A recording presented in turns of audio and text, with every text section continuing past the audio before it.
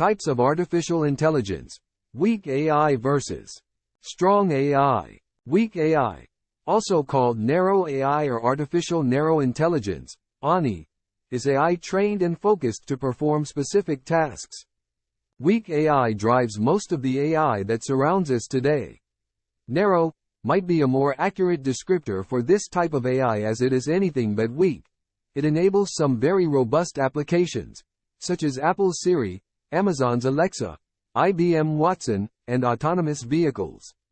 Strong AI is made up of artificial general intelligence, AGI, and artificial super intelligence, ASI. Artificial general intelligence, AGI, or general AI, is a theoretical form of AI where a machine would have an intelligence equal to humans. It would have a self-aware consciousness that has the ability to solve problems, learn, and plan for the future. Artificial superintelligence, ASI, also known as superintelligence, would surpass the intelligence and ability of the human brain.